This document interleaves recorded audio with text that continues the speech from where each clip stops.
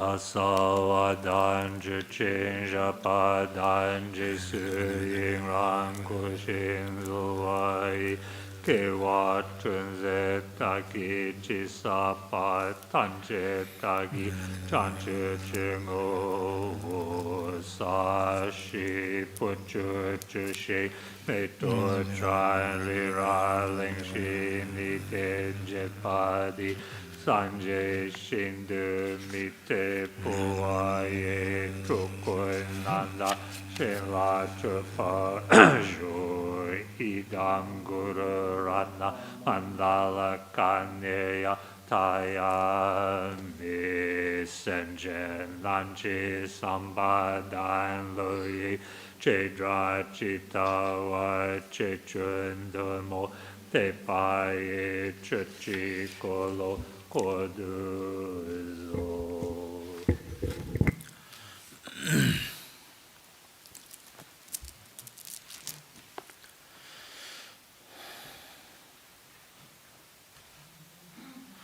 Kusando Zinkara Shiri Zimbima Kara Jimbanji Junga Soso Nimya Titunja Soso Katel Amanamla Sobande Zamlin Zipe Jindun Chonyi Tanto Jilondo Nyembe Tunga Yana Rue Dambar Pepe Tushu Jin Kunti Shukru Zobe Long Shemba Trime Wazi Shamla Sobande Shija Kunzin Rula Jizede Trime Jigme Lingbi Shabla Sobande Lume Kunjo Sumjingo Wanye Kusum Java Jansu Jizunjo Kamsun Shuji Jabo Zoshin Badunjung Lingbi Shabla Sobande Umenju Ngunzerin Zenu Din Doje Zama Wonde Jeme Banda Yada Benjon Jazam Droven Ganji Drije Doje La Sobande Umenju Ji Inje Porane Zum Sanji Gunjingo Wanye Ransum Chukung Musum Tenzeba Zavela Me Shabla Sovande Dashin Simjin Tamji Jujinji Labaran Zeduso Nama Ayadam Bala Yegedan Ludan Jingi Rumda the May Ganam Landrova Gunji Dagi Jisamba Tamji Gedusa Soto Juruji Kanda Chuju Dongen Jikden and the Shalomar Juba Council that tended to be Chuji Simbaruba Tamjin Dirishi.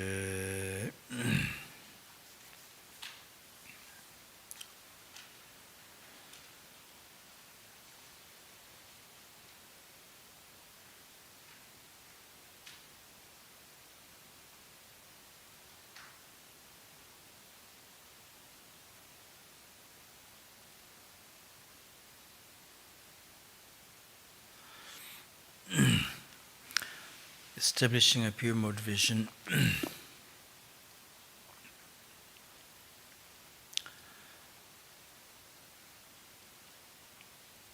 as a Buddhist practitioner, then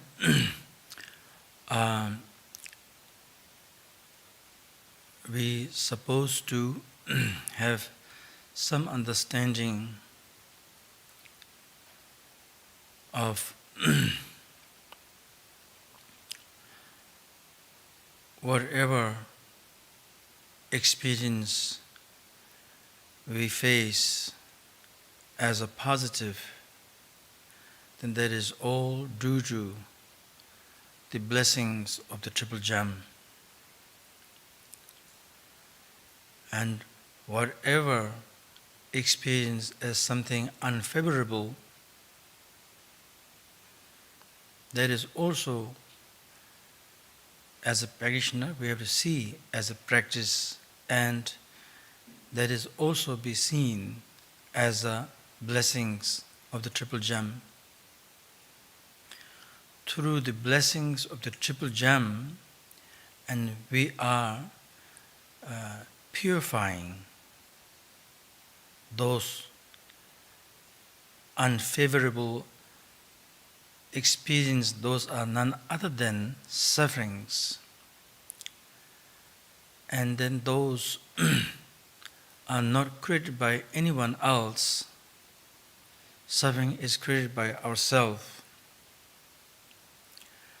and then the blessings of the Triple Gem and expedites the purification. And so therefore, us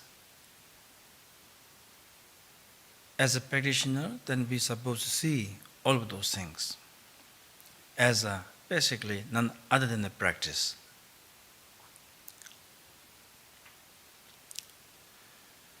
Then,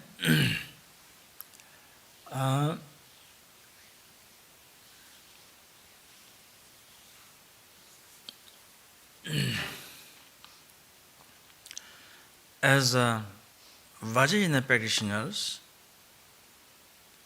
then of course we rely upon triple gem, Buddha, Dhamma, Sangha, and three roots. And then these also, all of those things are seen within the practice of Guru Yoga.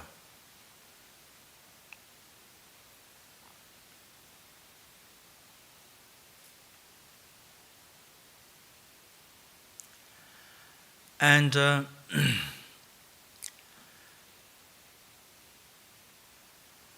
as we have the fortune or the opportunity to see the all aspect of experience as a practice and having something to do as eliminating negativities or the negative emotions and increasing as a positive, such as loving compassion. And then these are all due to the blessings of the Guru Yoga. As something very simple, and us having a loving Sangha is also due to the blessings of course, of three jewels, three roots. In the essence, it is blessings of the Guru Yoga.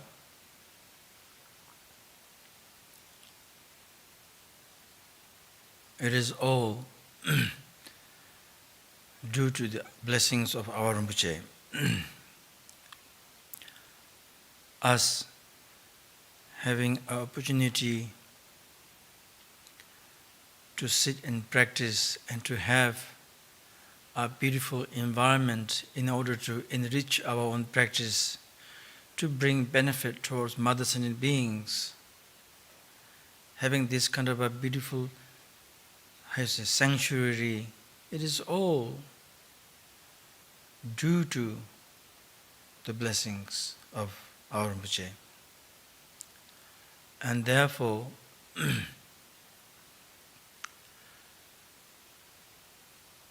more we see the practice of Guru Yoga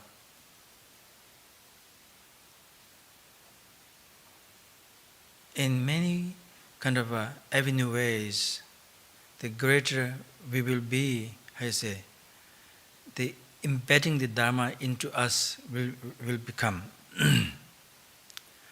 And so therefore,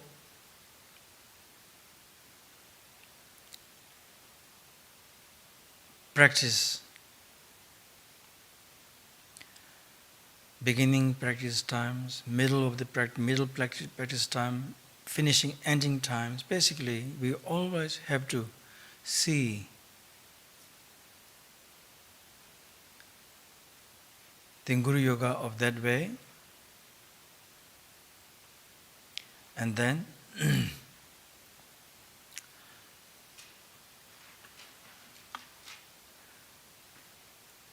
we say, oh, having a good practice of Guru Yoga says it removes obstacles of outer, inner, secret, and all those things. But if you really think not in a Dharma sense, but just simply as a psychological way, if you think. Once you see the qualities of the Guru Yoga, and then that Guru Yoga, quality of the Yoga, has an unobstructed nature. The quality of the Guru Yoga, there is no time and space, and these things doesn't make any, effect or difference. And having these understandings, and then being able to bring that practice in general, integrated into our own mind, then naturally there is a sense of being under the umbrella of the Guru Yoga, so to speak, or being with the mandala of the Guru, or being with the retinue of the Guru. Basically, there is a sense of kind of a inclusion, or a sense of closeness naturally happens.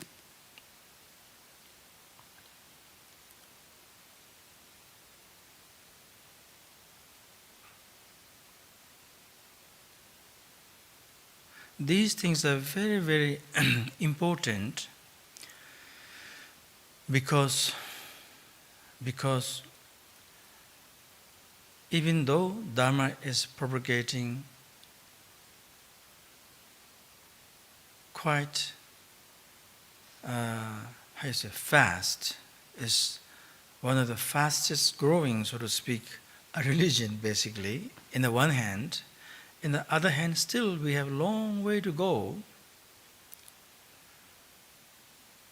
Even though the Guru Yoga point of view, there may be no time and space problems, but us as individuals, time and space and these things, distance and these things, does have some problems, some issues. So therefore, more we can integrate, because the manifestations of the enlightened intent of the Guru Yoga is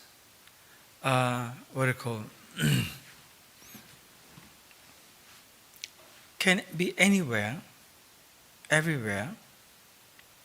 And so therefore, once we kind of tap into the mentality of the Guru Yoga, and then experience of all aspects can be seen through the eyes of the mind of the Guru Yoga practice. That way, so then, as I said before, idea of closeness or the inclusion things happens naturally, because everything is with you, in your mind, with your mind, or however you put the English, I don't know. So basically, that's the way it is. At the same time, we all are human beings. We are all basically sentient beings.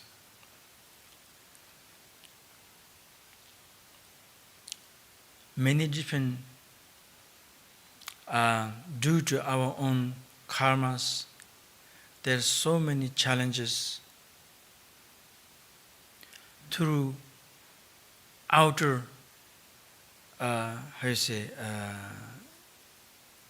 experience, within our own experience of our own emotions, stress and these things. But we always have to put effort. See, the diligent, right? Diligent. We always have to put effort to remember the essential practice of the Guru Yoga.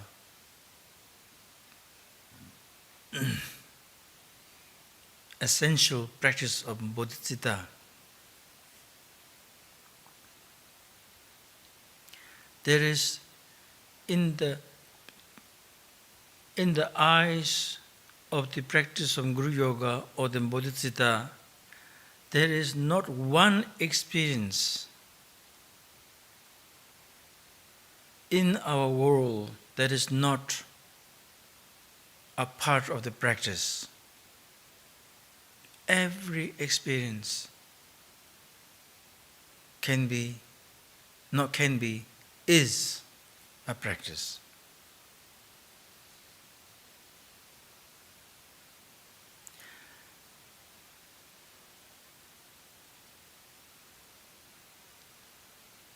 But, okay, so saying that is very easy, but doing that is somewhat difficult, as we all experience.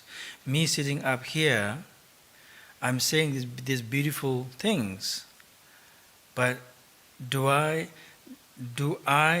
succeed every time? No. Do I try? Yes. Do I fail? Yes. Succeed? Maybe sometimes. But we supposed to try again.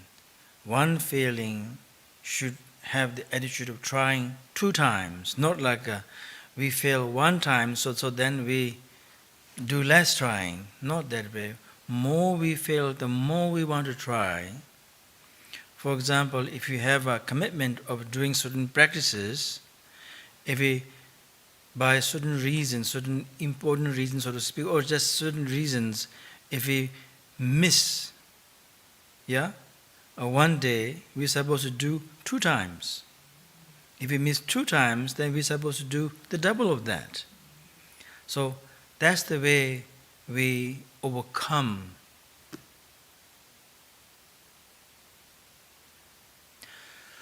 So,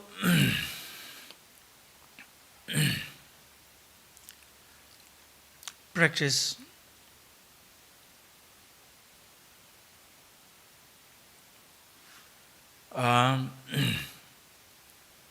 here we are engaged in the practice of Chud practice, particular Chud, the Nagmo.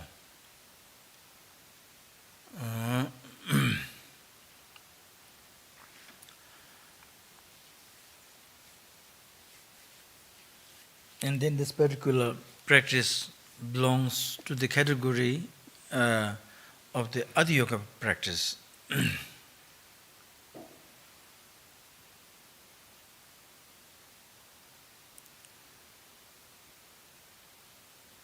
Chud practice in general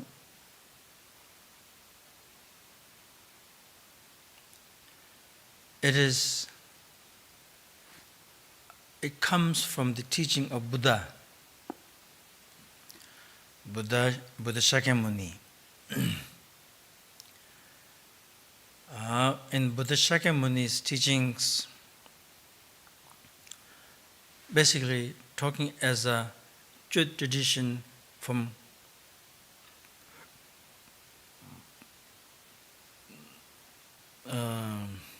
Tenju, teachings of the Buddha, and also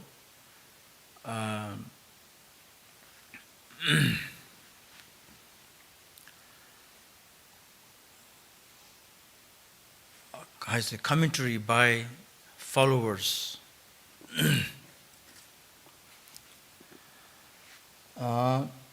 The two principal lineage of the Guru of the Buddha Shakyamunis. Basically, the root as Buddha's teachings goes to the the what do you call Panchparamita. We say the extensive 12 volumes, or the 2 volumes, or the 1 volumes, 8,000 verses, basically goes to that.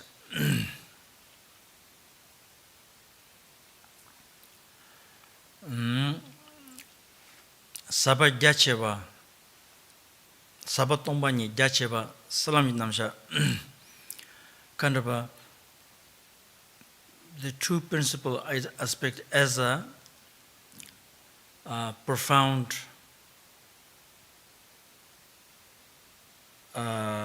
category, profound, how you say, as a profound teachings of emptiness, then the expanse teachings as the what do you call talks about basically bodhisattva, and from there onwards as a path and bhumis and all of the extensive ways of the liberation talking. These things are all basically none other than the root, so to speak, of the practice. And then that, from that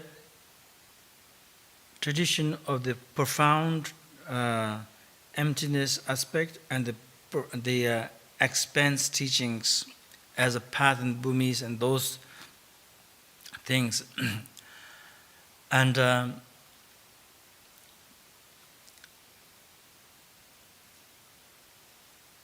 came 2 traditions of that. One is through Buddha Shakyamuni to Manjushri, then downwards to Ayandeva, and then to the Tambasangye. And one is from Buddha Shakyamuni to Maitreya, Maitreya to Asanga, and from there down to Ayandeva to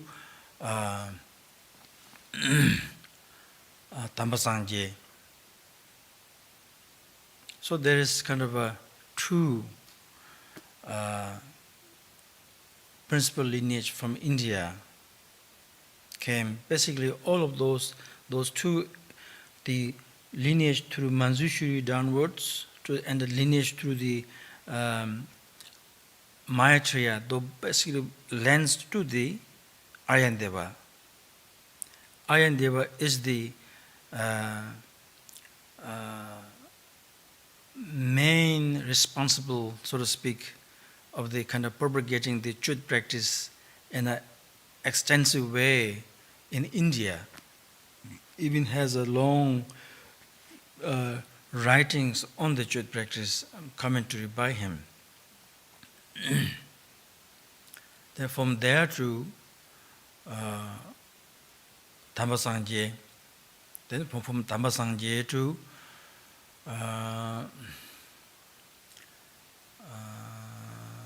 Magic Labdun, there is one person in the middle.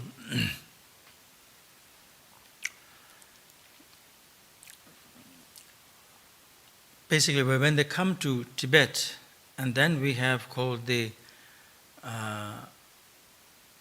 father lineage, mother lineage, then the father and mother union lineage. We have those kind of 3, so to speak.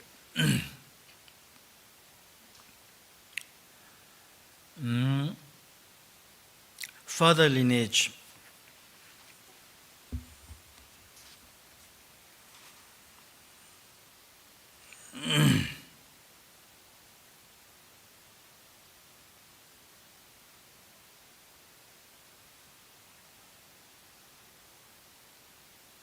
Yeah, father lineage is from the Tambasangye,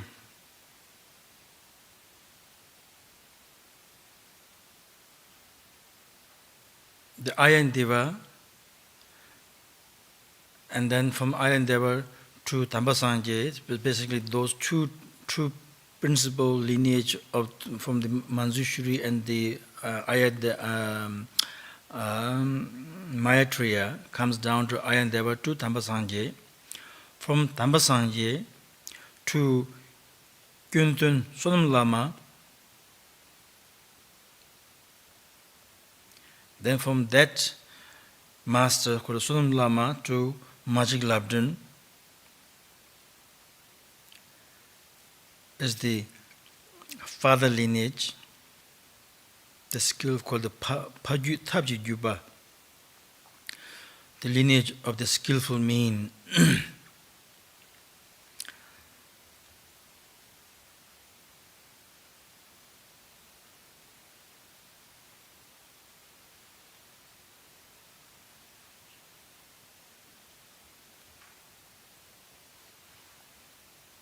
And then the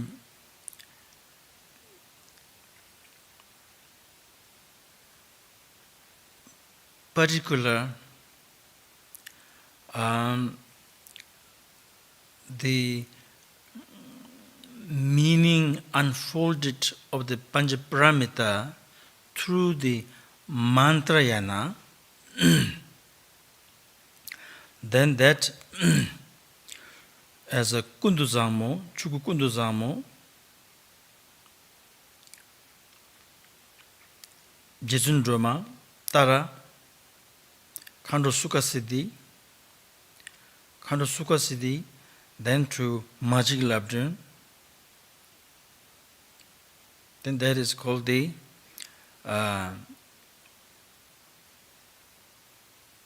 mother lineage of the wisdom, Shedabji Juba.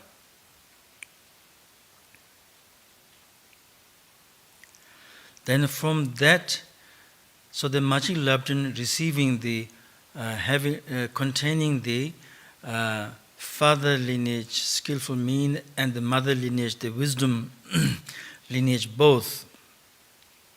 Then from her to then bestowing those lineage to her son. And from there, what came as the lineage is called the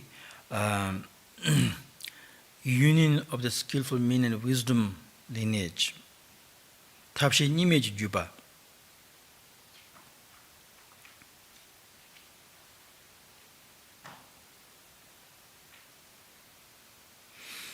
And then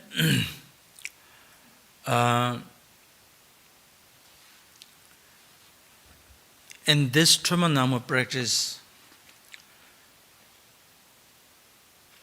as you read the biographies of Dunyu Lingpa,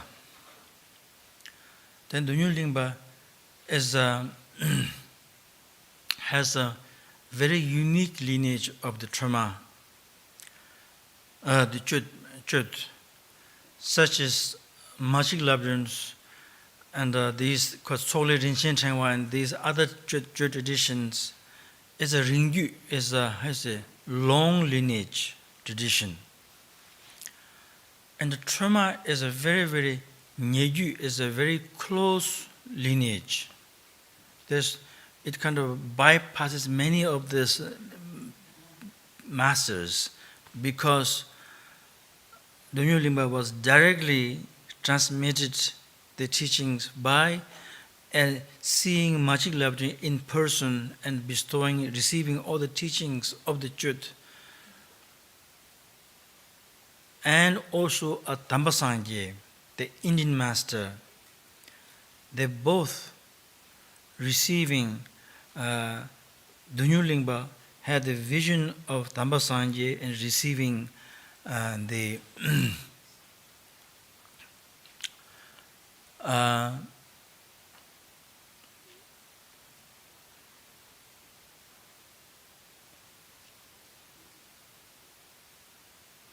mind to mind of the Chud practice.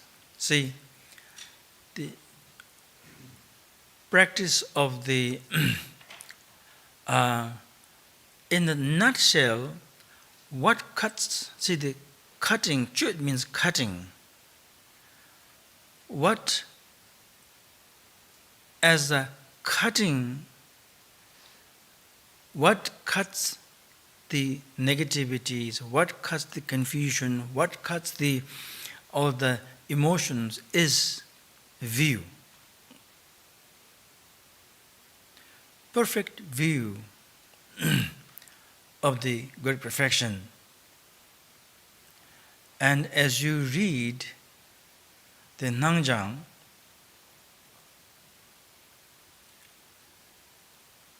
and in the Nangjang, when you read, you can tell the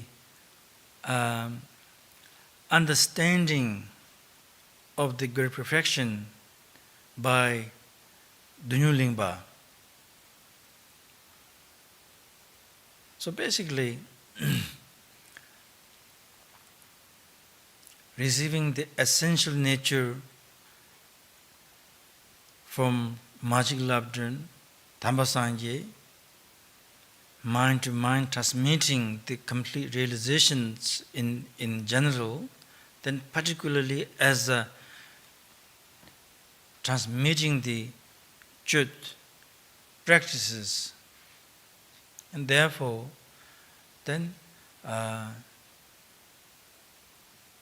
even though the trauma practice itself is not taught, this particular one is not taught by Magic Labdran or Thamba Sangye, but in Chut practice in general have the transmission, the blessing transmits to the Dunyu Lingpa. So therefore, the blessings of those two important in the Chut tradition, Indian master Thamba Sangye, Tibetan master Magic Labdran, those two are within the Dunyu Lingpa. And then this particular one is none other than the heart practice of Saraha, the Indian master.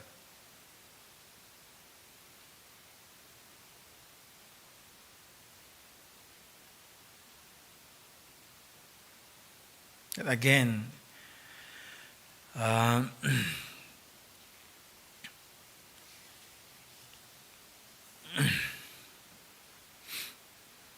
it is a very unique lineage of these. So, it is a very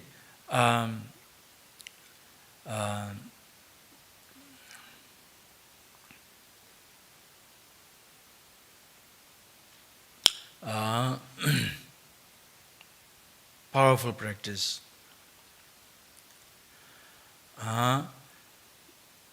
It's not that as we were talking before, it is the Chut practice exists in the teachings of Buddha and the expanse teachings of Buddha. It's not like it is only in one. So as a simple way of seeing,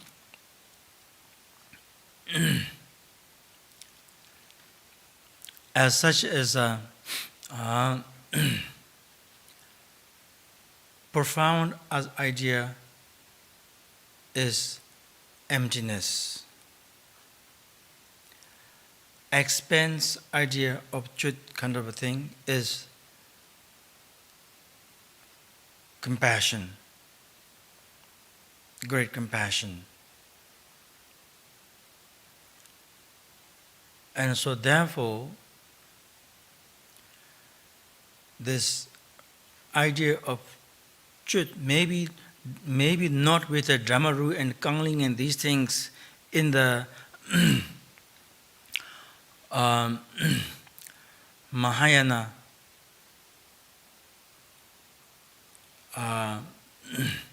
practice, but such as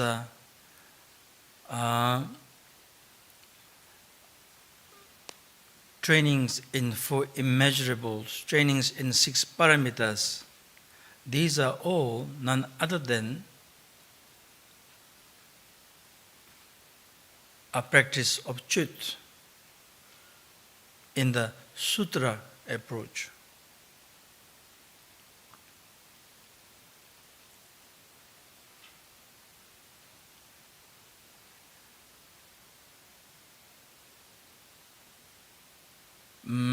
Such as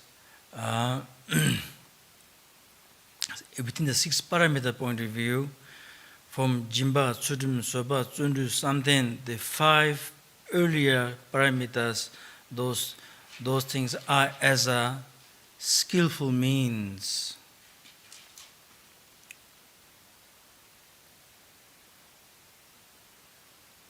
Tab Nyingji Chenpo, that goes with a great compassion. The 6th parameter as the wisdom, Sherab Tongbani, the emptiness.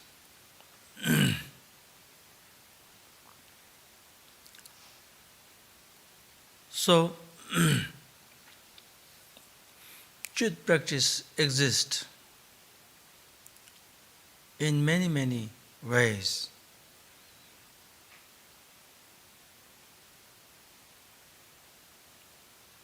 But of course, Guru profession or the Vajrayana practice point of view, it is much, much more,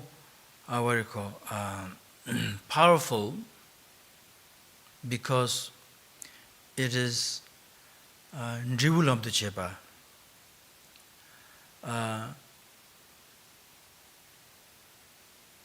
The fruition state brings into the path. So it is a faster achieving methods, or faster actualizing method of the nature. So therefore it is, we have to understand in that kind of a way. And then, as we were talking before, in the absolute state, there is nothing to be cut. There's nothing to cut. In the Longshenpa says, Chöpye hlame dungwen dreyame. And the absolute state, there is nothing to, there is no deity as to offer something, or there is nothing as to chase away as a demon. Chöpye hlame dungwen dreyame.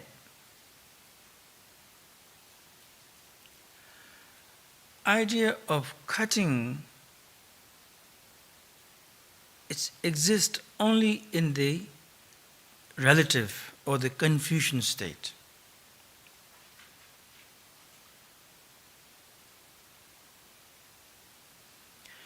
And therefore,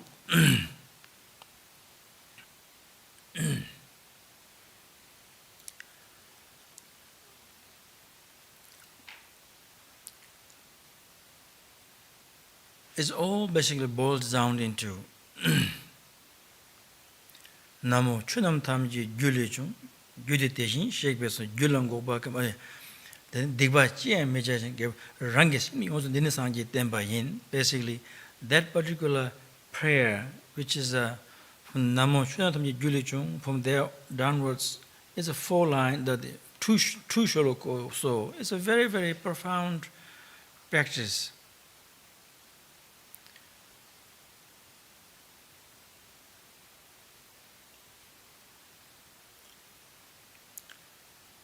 It kind of covers the entire teaching of Buddha, of the 4 Noble Truths. Then that also summarized into, says, the taming the mind is the essence practice of Buddha.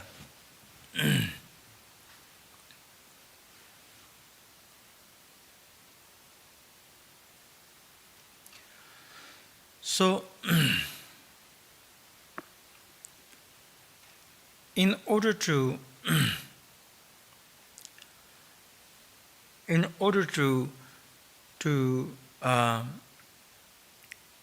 to tame one's own mind or train one's own mind, of course, such practice as a trauma practice is a wonderful practice, very powerful practice. But you have to build a foundation in order to really to have a steady foundation that whatever you hear, whatever you're trying to integrate will not fade away.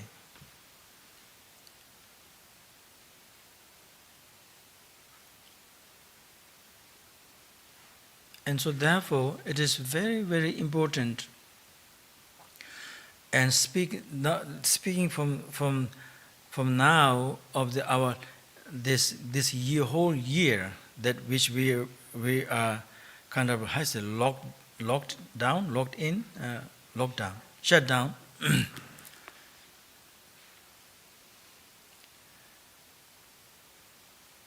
In many ways, it kind of gave us to reflect about life.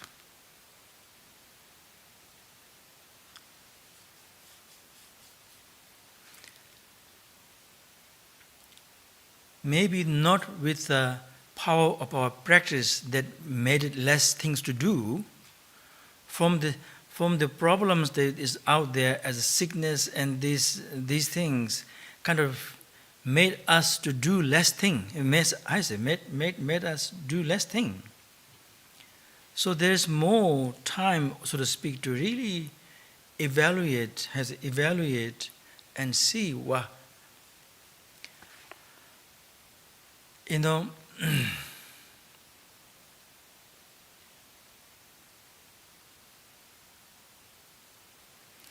appreciating of our life.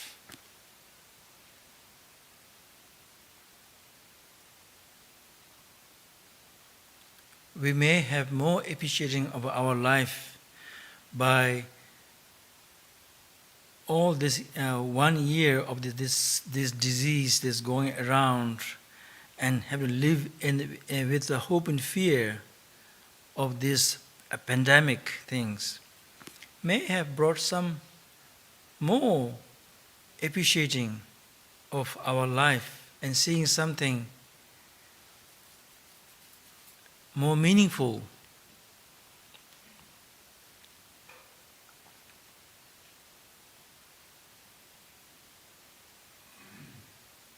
But we will not go into these extensive ideas about like a precious human birth and these things.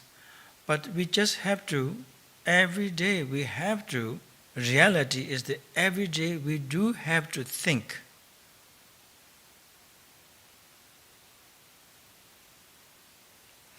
about precious human birth.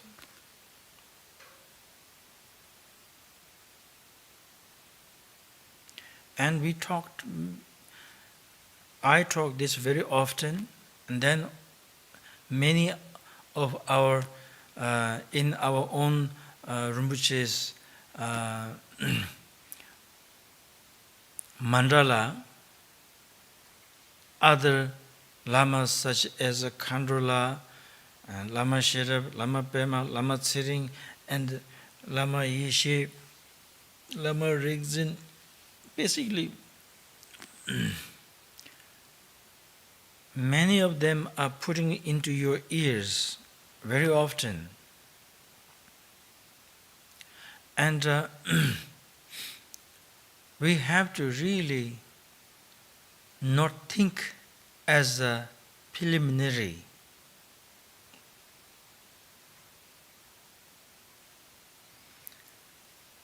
All the great masters in the past, they didn't take the idea, practice called the preliminary, they didn't take it as something less important. They took it as a very important in the sense of foundation.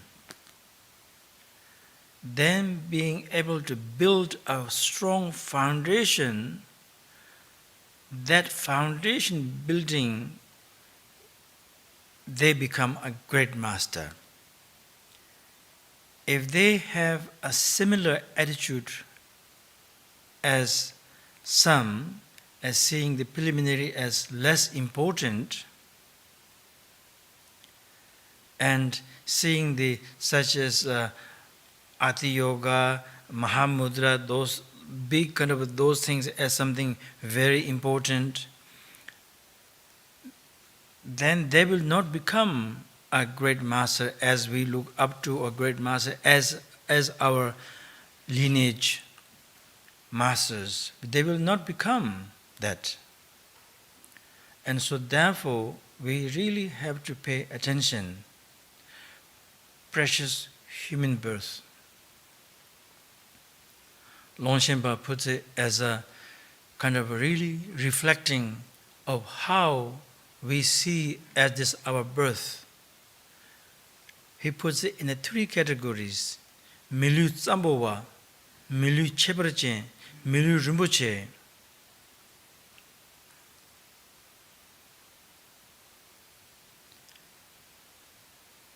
Barely human. First one is the Milu Tsambowa is something like a barely human.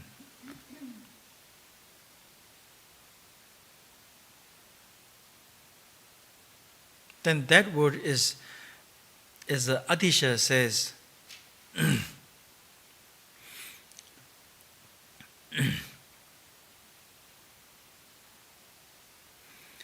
Atisha says that now we should make a distinction between animals. Yeah? That word is very similar, point is very similar. Otherwise, animals also have feelings, and we have feelings of happiness and sad and anger, all those things. We are all very, very similar. If you don't go beyond just that, so then you can't really say so much. So distinction making is that seeing that what we have as the intelligent level is much greater, and taking full advantage of that in order to enrich the knowledge, to bring benefit towards ourselves and others, then that is the one that makes the distinction, has distinctive things with animals. Milu Cheparche is something like a extraordinary, I think something like that. Then the Milu Rinpoche means precious. Rinpoche means precious, yeah? Precious human birth.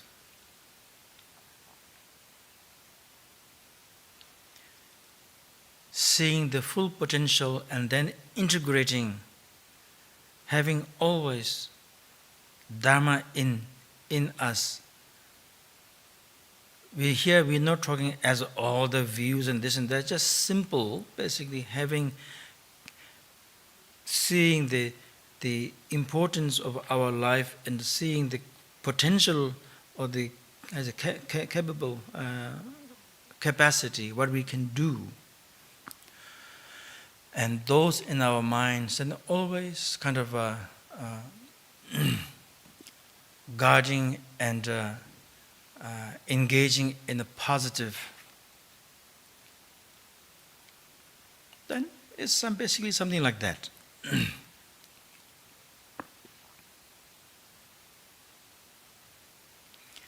Milu Chebrache, the second one is, many of us may fall into the second one. It can change, isn't it? Second one is like doing sometimes, practice, then not doing at all. Kind of still having a strong sense of kind of distractions. Those are milu, but yet understands the potential, and with the potential does some practices, but still having a strong distraction sides. Milu Chebrachen. Milu Rinpoche then goes above or beyond of that, always seeing, always integrating. So we basically, that is the one that bring the full liberation, comes from that state of mind, and therefore it is a Milu Rinpoche. And then Great Tsongkhapa Rinpoche says, in his teaching says, Nye ka njikla namke loktanra,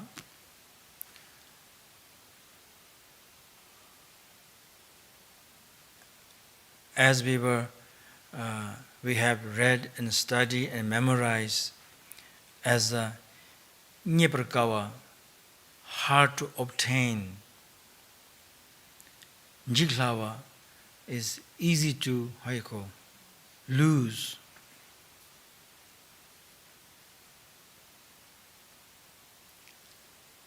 Example he gives is like a lightning.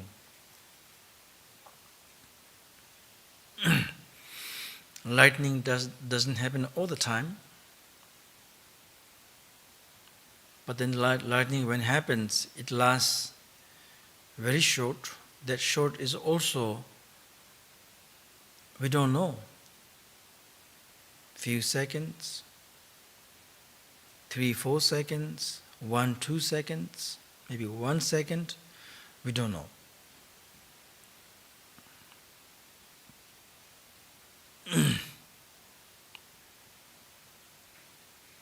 But in that short second, the lightning can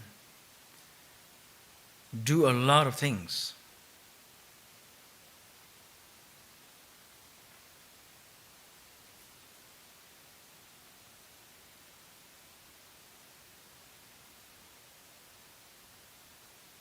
That powerful, yeah? It's very powerful. Can destroy, in a very, very short time, can destroy many things. Similarly, in this precious human birth, having this precious human birth, Milu Rinpoche,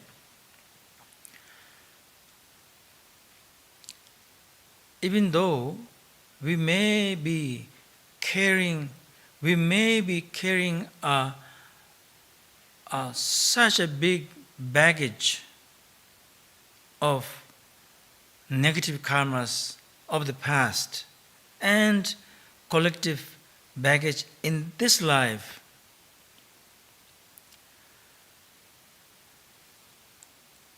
Idea of Longchenpa saying Milu Rinpoche, us arriving to that state, has the potential of destroying all of those things in a short time as what we have. This is a very, no matter how long we think, it is still a very short. It is not a long time at all.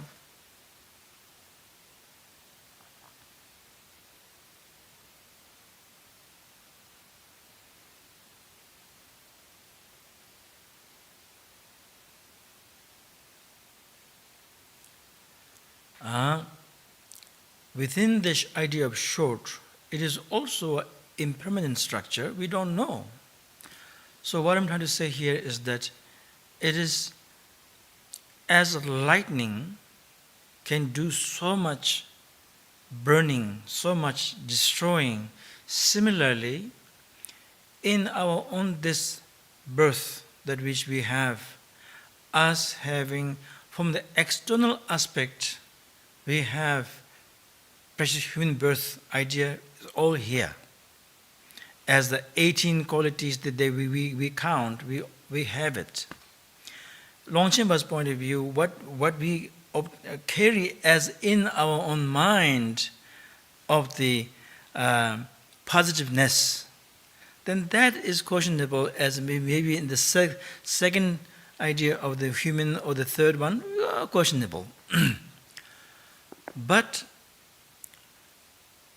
it is really, we have to really have to understand that we do have the potential to do the way the lightning does in a very short time. We have the potential to do a great beneficial to oneself and to others by ourselves extending the full capacity of our this birth. I like this quotation so much. Nye ka jikla namke lokanda.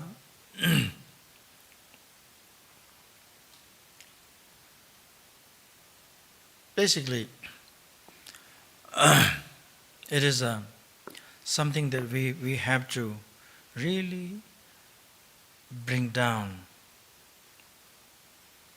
We have to have these things just as part of our way of life, thinking. Always have to have the idea, not in a sense of develop pride and these things, but just simply to understand the preciousness and have sense of appreciation and see sense of kind of like a moral responsibility, so to speak, to oneself and to others. In the Mahayana, we are thinking about all beings, not about ourselves. And we do know that our positive behavior, if we don't think as a Dharma way, as a worldly way, is like this. If you are positive, there is an effect to others positive. If you are negative, you have an effect, you bring effect to others a negative. So then, if you think from the Dharma point of view, that's much greater.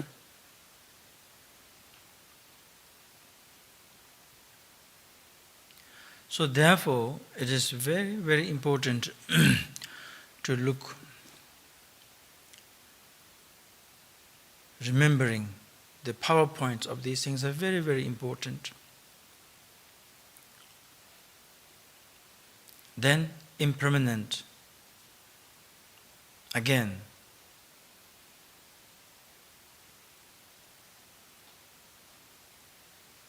impermanent is such a important practice. If we can't really come to a, how you say, peace, so to say, with the idea of impermanent, we can't really become a good practitioner. You have to accept. We have to come to a,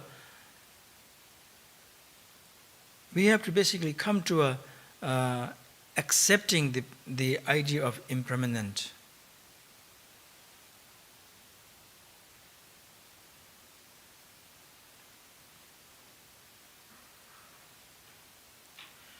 When we can accept the impermanent around and within, that itself liberates so much suffering. So much suffering.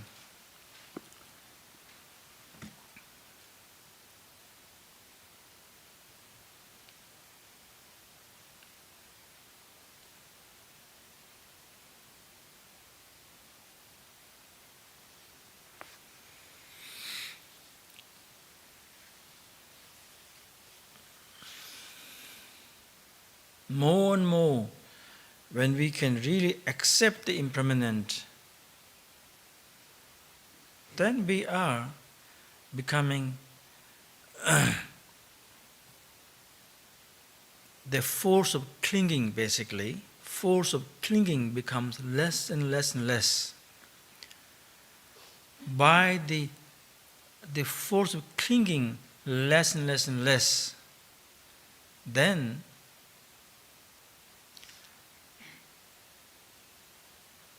experience of the absolute nature or the experience of the emptiness can happen. And so therefore, when we're talking about as a Chit practice point of view,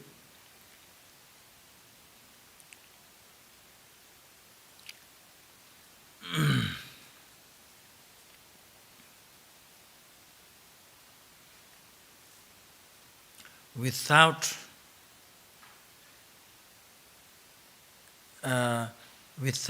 what you call without understanding of the emptiness of the absolute nature, the self-clinging will not go away. But in order to have the self-clinging force less and less, it develops from the practice of impermanent. As you look to our own life,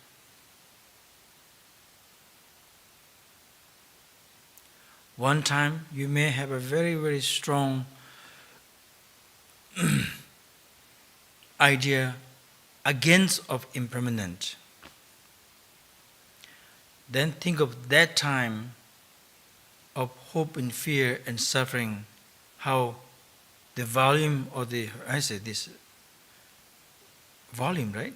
This, how degrees, how big it is, and having some understanding of the impermanent and accepting the impermanent.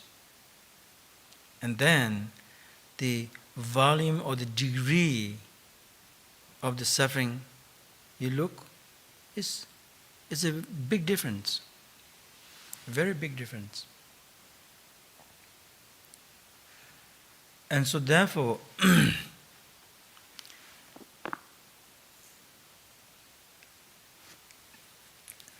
idea of practice is so much to do with a small, I say, a small trick or a small tweak that does the whole effect. Oh, speaking about this one, I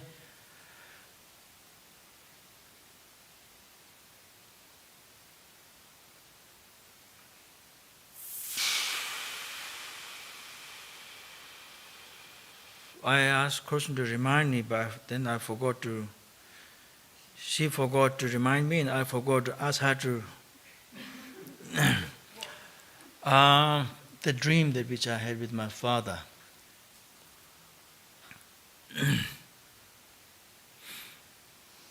Yes, this is a particular, and this one goes here.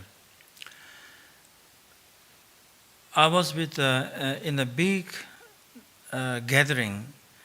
Rinpoche was the sitting on a high throne, and I'm sitting on a small throne. And then there's a huge gathering there. All of a sudden, he told me, you teach, say a few words. And I was so nervous. And then I just simply closed my eye and just think of him and prayed and prayed and prayed. And then just few words came out.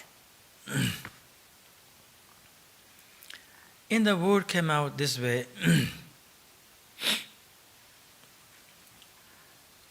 Few words was kind of very came out as this. Let's see, what did I say exactly? Yeah, but kadam tenju. Oh yeah, this way. It says some practitioners. And the exact word is like this. Some practitioners says. Studying the words of Buddha and the commentaries on the Buddha's words, Kadam Tenju, studying on that says things as a practitioner. Reading of the Buddha's words and reading the commentaries of the Buddha's word and those things as a practitioners.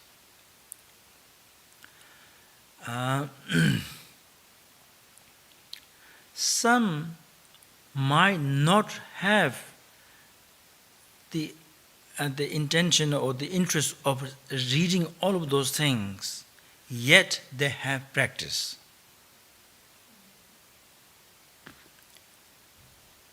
That one came out, and then I thought, then I thought I should say something a little bit more, otherwise people will not understand. And he said, okay, now it's enough.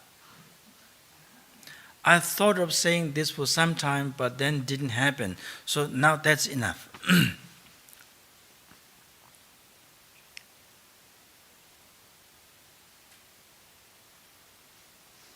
So that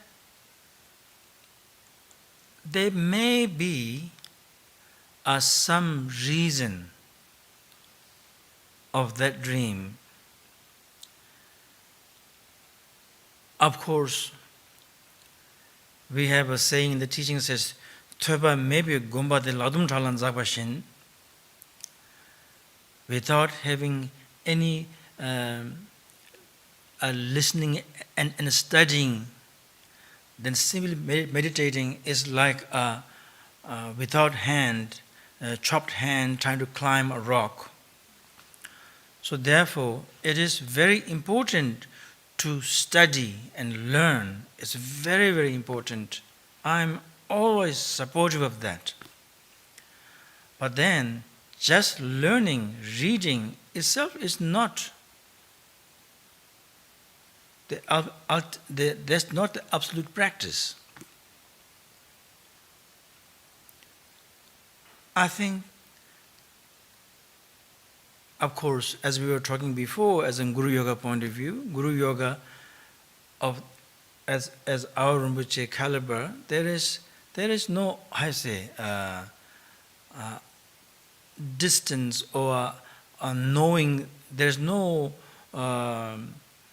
lack by distance or time. It is basically wisdom mind as an unobstructed way. So therefore he may be seeing something in us and trying to maybe give some direction to us. But basically, that what I'm saying is that small tweak in these things makes a big difference. And of course, see, Jigum, Jogum.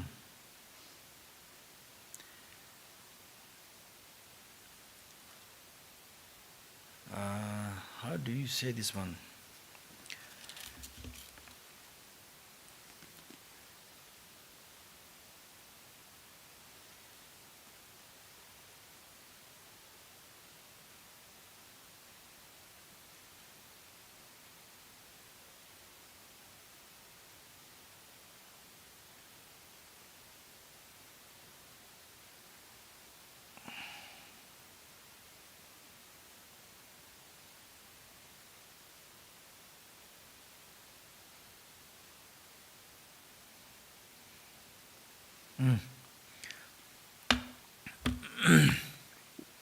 Jigme says investigative meditation.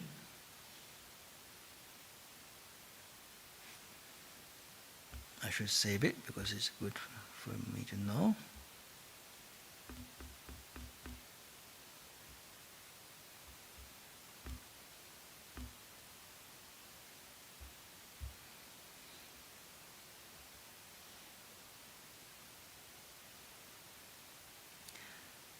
Then the Jogum says resting meditation or settling,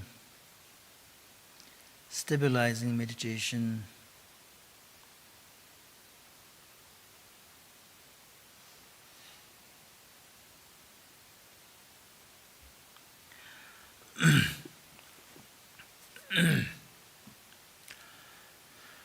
Jigme basically, what was I saying just now? Investigative. So, in the practice, when we read, it is good to read and then trying to reflect on what you have read. Again and again. You read one time, then you read again. There is not information that you will get from reading again and again and reflecting on that again and again. There is not shortage of receiving knowledge, information. Quality of the Dharma is the more you pay attention on this kind of way, the more there is to reveal. And therefore, see the idea of contemplating again and again.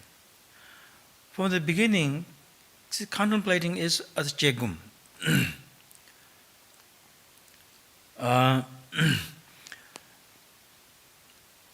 the beginning, it can be a boring. Okay, I did. Oh yes, I did one time. 1 week I've done.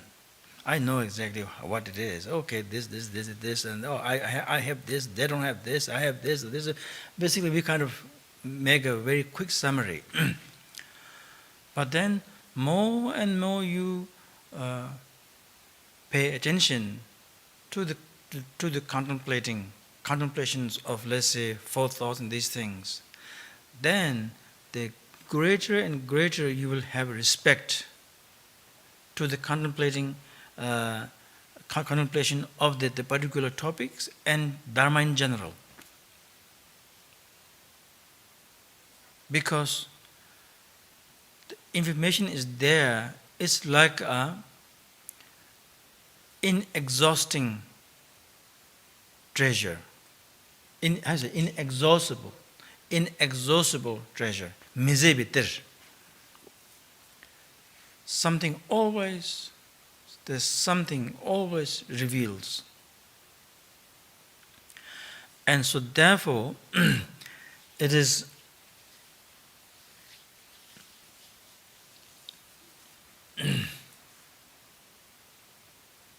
this is my I have long way to go, but I do see the contemplating on the 4 thoughts is the fundamental thing for a practitioner to really help us to. Idea of taming nature is also within the 4 thoughts.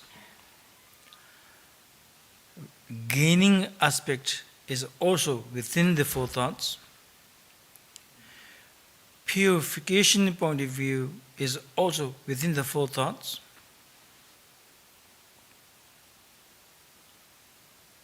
Everything starts from here. And so therefore, I will say that in order to have chut practice, as we were talking before, as a samutongbanyi, the profound emptiness, then that, without the understanding of the impermanent, the profound aspect will not come. Obstructed to actualize the profoundness is tanzin, denzin, clinging to things as a permanent, clinging to things as a real, and those things are none other than obstructed to the absolute nature. Then those things helps to destroy by the impermanent.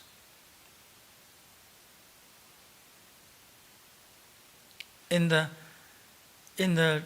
daily life, so to speak,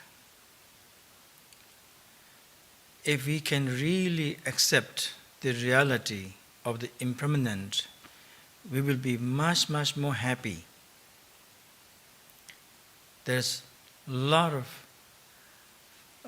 sufferings will dissolve simply by seeing the impermanent and accepting the impermanent.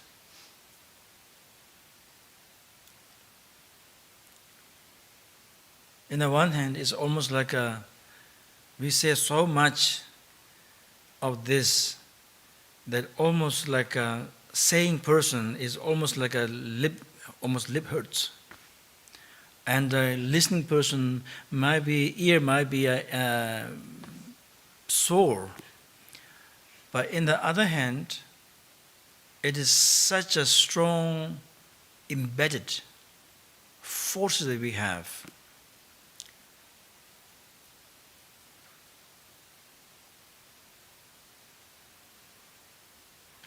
It is very important.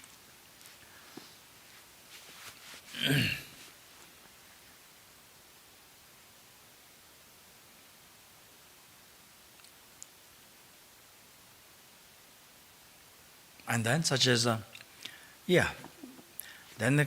let's say karma. That is very, very important. As we were talking before, idea of needing a chut practice is due to dualistic confusion state, and so therefore the karma has to be addressed, karma has to be acknowledged, karma has to be understood.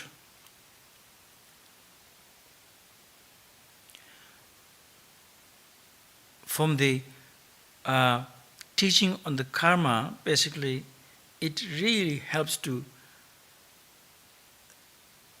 like many of us, we like to garden. We like to garden, and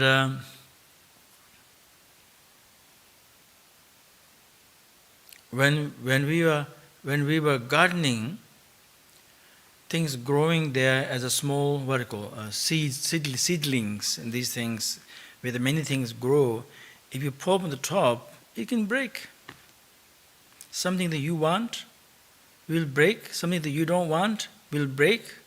So the one that you want might not grow back, but one that you don't want might grow very stronger.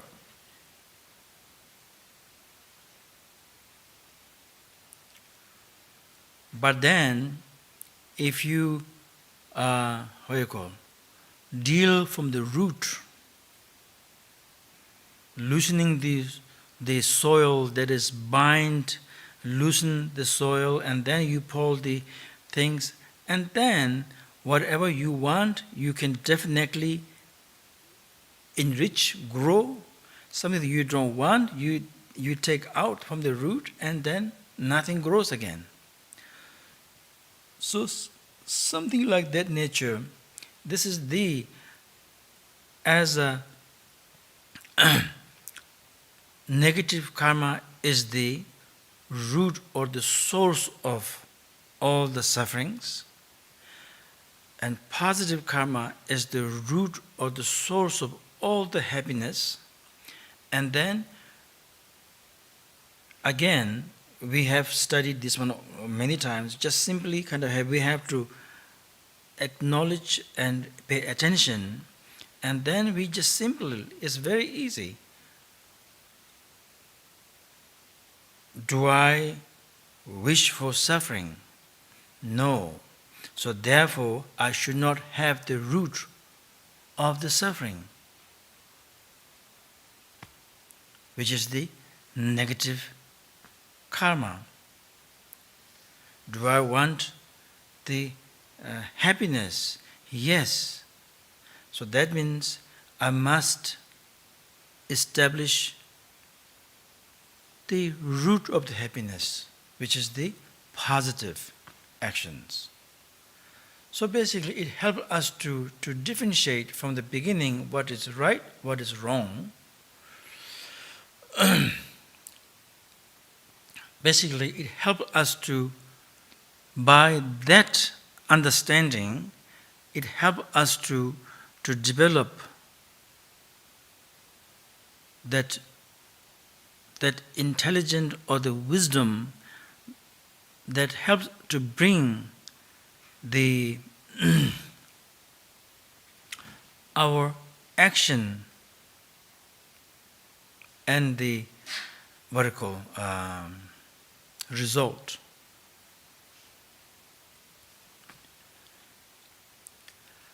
Our action as a negative to abandon. So therefore, we are eliminating the result as a suffering.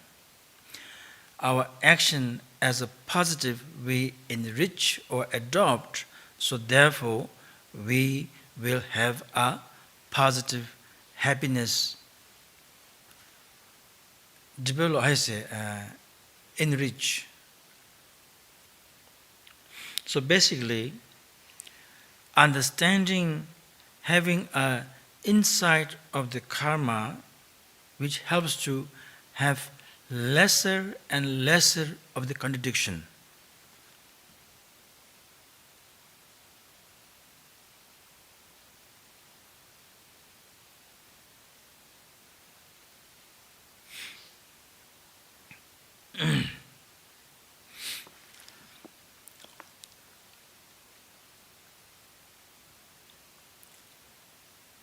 Why we say less and lesser condition happens? Why? Because now we knowing the source of, we know what is the cause or the source of negative, and now we know what is the cause or the source of happiness. And so therefore, by that knowledge, and then we see that yes, I am looking for happiness, I am searching for happiness, I am not searching for suffering. By that understanding, then naturally we develop a mindfulness. Then that mindfulness has the capacity to reduce of the 5 poisons.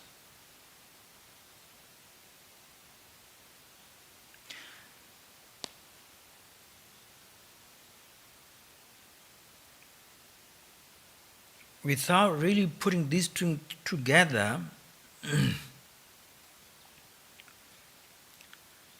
it's a very interesting thing. Our habits of this jealousy, pride, these things are so strong that middle of the practice,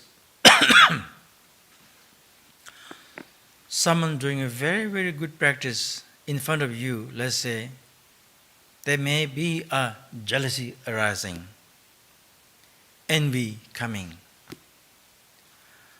Or if someone is being able to accept the done mistake, but while they are confessing, but maybe confessing with the pride possible.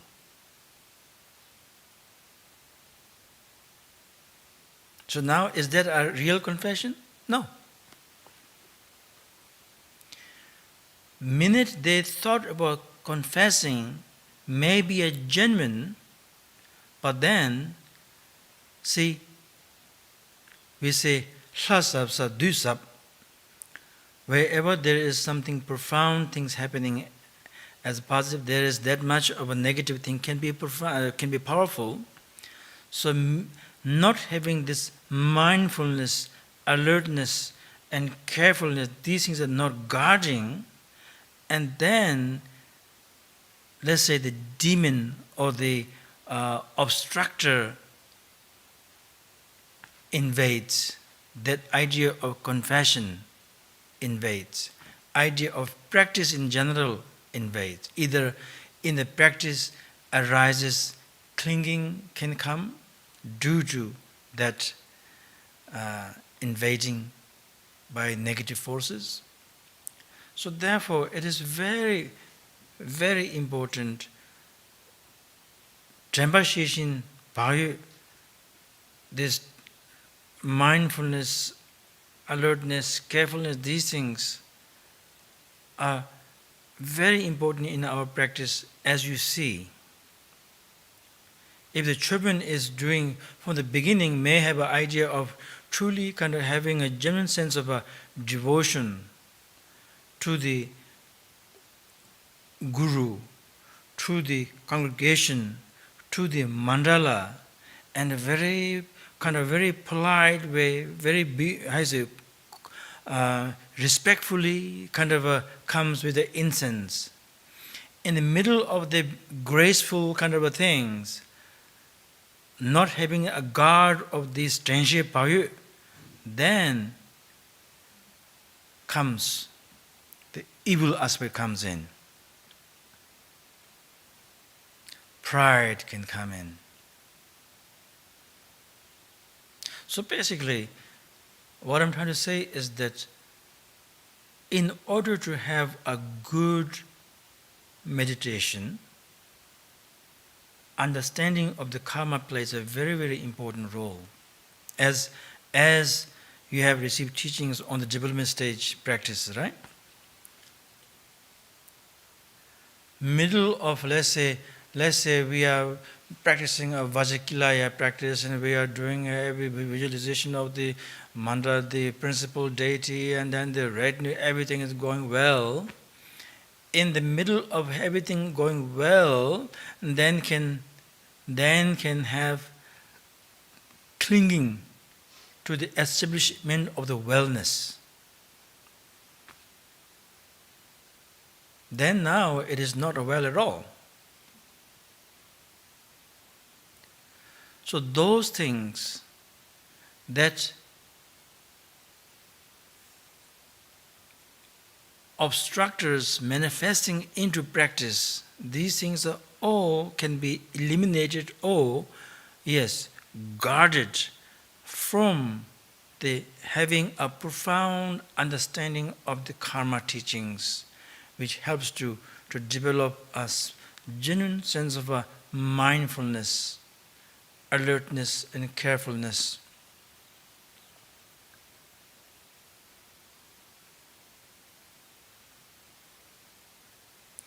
Then further to really kind of make it very strong, then we, as a fourth thought point, where we talk about defect of samsara.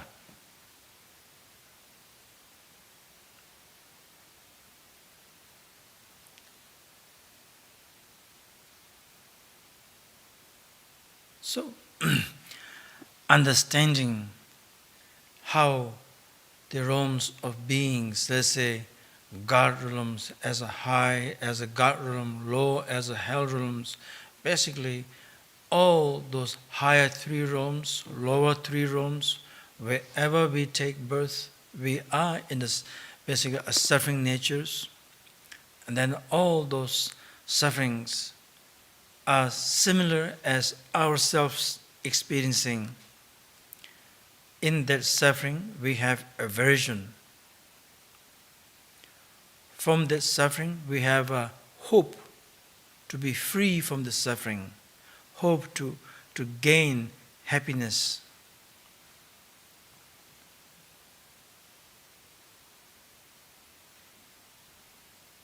And all those beings are like ourselves. If you think in general way, they are all like ourselves. The way we suffer, they suffer. How they react to the suffering, similar to way I react to the sufferings. Then further you look, then they are all mother sentient beings. We have taken many, many lives in this world, countless lives in this world. Maya tungda jashu tsigusam ribudriyang sayi longminjur. Buddha's teaching summarized by Nagarjuna, saying that we have taken countless lives in this world, and each of them have parenting mothers. Then those mothers, if you make it into the size of what we call the juniper seeds, or says that the planet will be not enough. So those things we have to understand of that nature. And in the one hand, we have to understand all mother sentient beings are in the inner samsara suffering. And then not all of them have the potential to free from the suffering. And I have the potential to free myself, and I have the potential to free others from the suffering.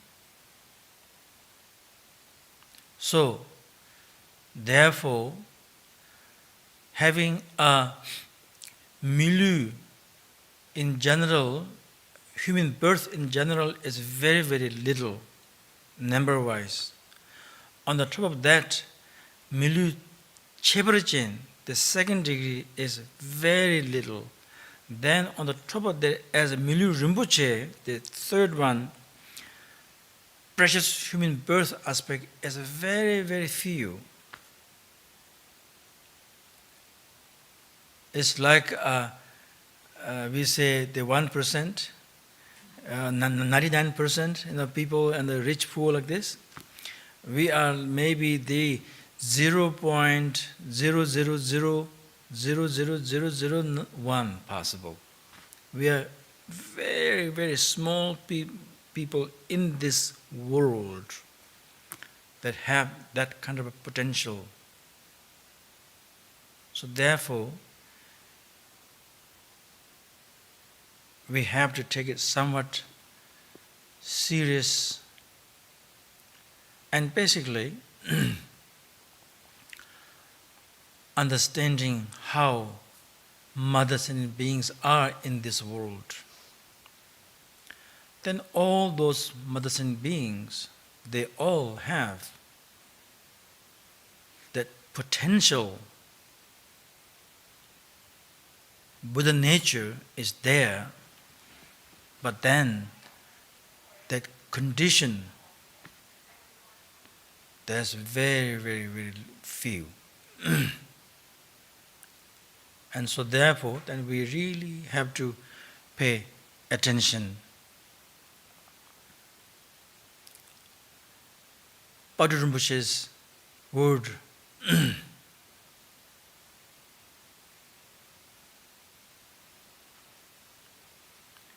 in order to tame your mind,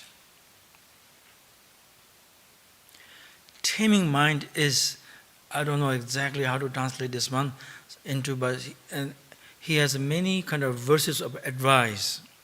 In there says, taming mind.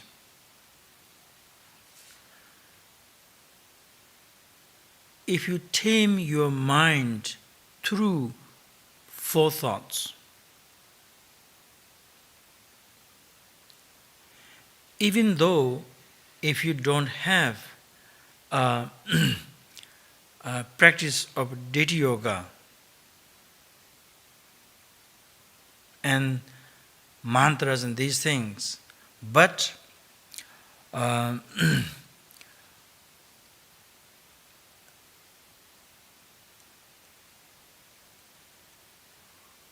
you are in the path of liberation, undoubtedly.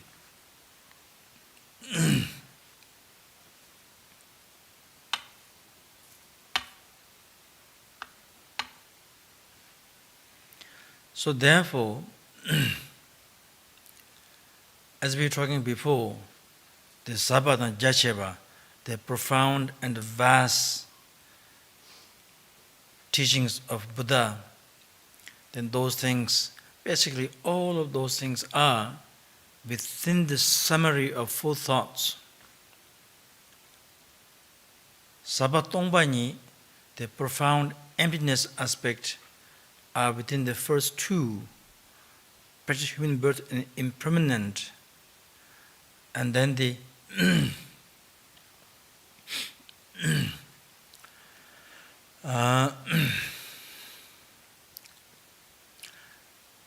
expanse aspect of the teaching of Buddha, Thab Nyingji Chenpo,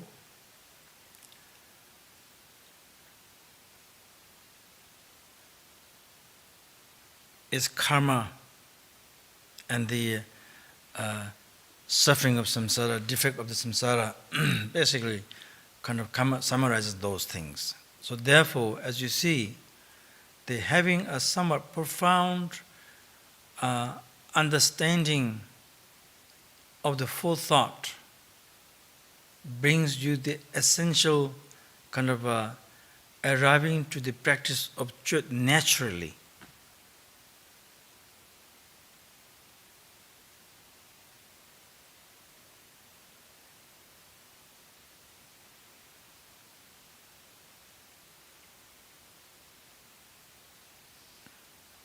Okay, and then tomorrow we talk about on the Chut, the meaning of the Chut.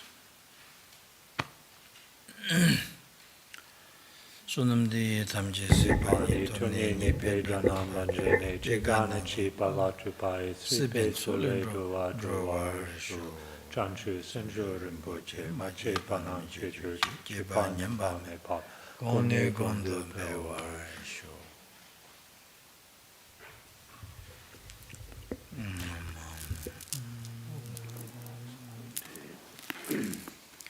Mother